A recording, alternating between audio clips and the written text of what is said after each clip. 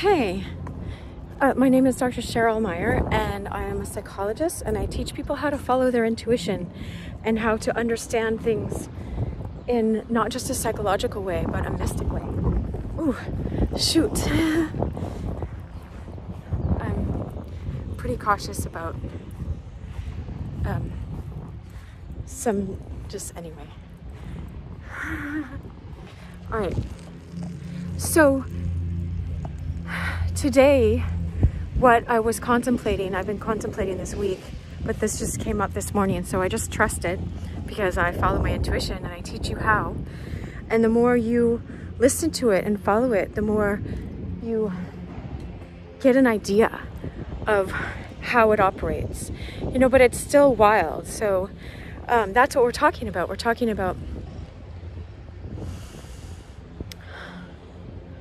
when Jesus, who was like highly conscious, among other things, you know, you think he's going to teach us in his words, just like other enlightened people. If you're a generalist, you know, and you're just showing up here in my videos, seeing this, and you don't have a particular religion, or you do, think of it as when someone is enlightened like this, they are always teaching about enlightenment. That's just how they are. It comes from their being self, because they have got to that place. And so, you know, if you think of Neo again in the Matrix, it's like he knows he got pulled out of the Matrix, and he is you know, purposefully came back in, but not as one of the computer programmed people, you know, not one of the people asleep. He's one of the people awake. And so I always want to be a person awake. And so one thing that Jesus said that I've been contemplating is that you must be like a child in order to enter into the kingdom of heaven.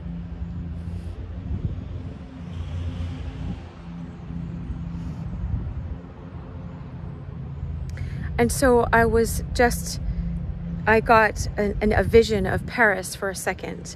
You know, I'm not wearing anything Parisian or anything today, but it's like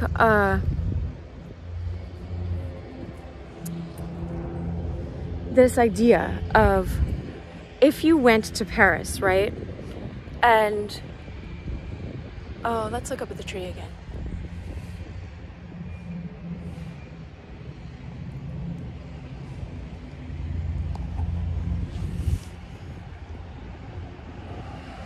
Like, enter into the presence of this tree.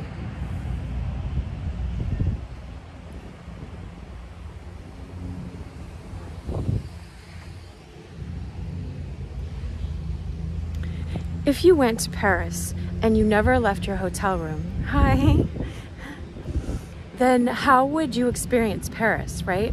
The word in Greek, when I looked it up in that verse, in that word that he's sharing with us about higher consciousness, is like enter into, like you're entering into a whole new atmosphere, a whole, like if I went to the moon and didn't get out of the rocket ship, you know, I wouldn't enter into that experience. If I got a new job and I never went in, or if I did go in, if I got a job at one of those places with like all the free food and all that, you know, all the stuff that they have, I would enter into that experience, right?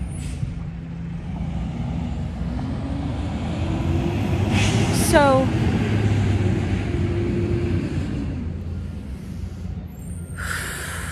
I always like read into stuff, not always, but there's a big garbage truck right there that just came in here and did a U-turn. Caution on the back. It's and so he says you have to be like a child to enter into this, to experience it. So in order to experience the kingdom of heaven is within you. You know, and he also said, seek first the kingdom of heaven, and then all these other things in life will be added unto you. And so if we're, it's 444. If we're to seek first this, right? And we have to be a child, like a child, to enter in. What does that mean? How does this happen? How do we accomplish this if it's something to be accomplished. I want to sit down, but last time I sat on wet mud. Anyway.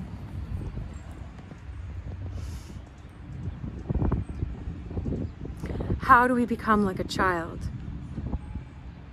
What does that mean, you know?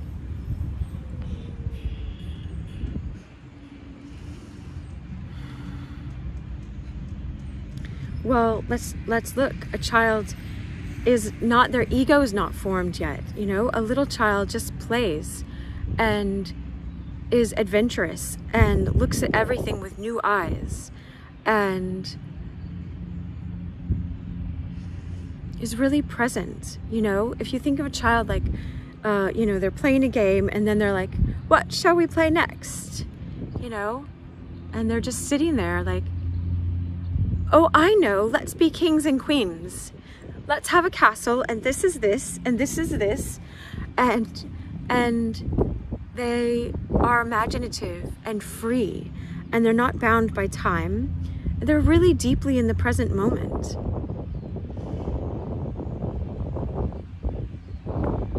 And so in that verse, it was, the word enter was like enter into, as if you're entering into a new experience.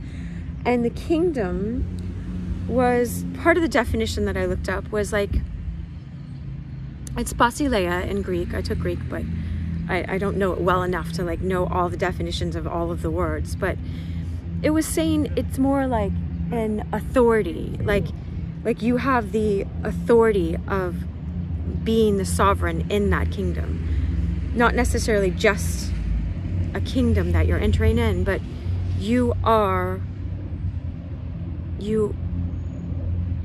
a true king or queen. I think of C.S. Lewis as the Narnia books. He's like, once a king or queen of Narnia, always a king or queen of Narnia, you know? And I think of when one of my sons was really little, he's like, Mom, don't you know we're all kings and queens in heaven? And I'm like, what are you talking about? I had never taught him that.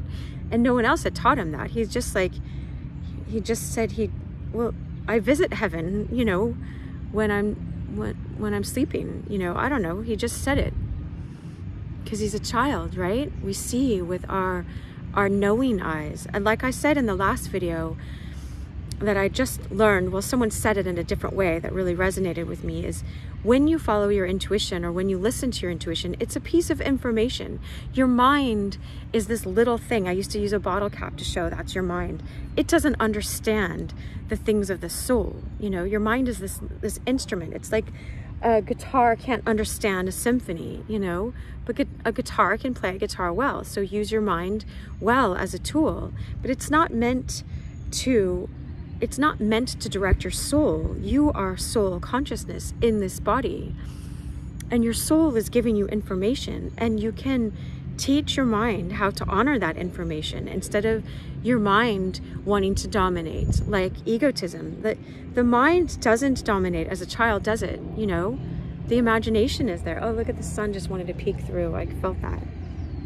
Where'd it go?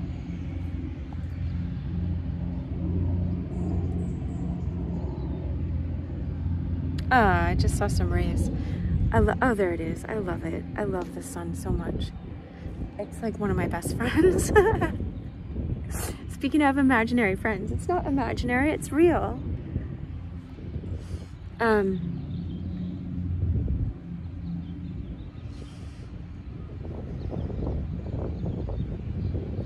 So that's another thing, is if you're at Paris and you'd never been there, you know, it's all a new experience, and you get to experience Paris, like the city of love, you know? And I always say, you know, but like know that in your knowing self.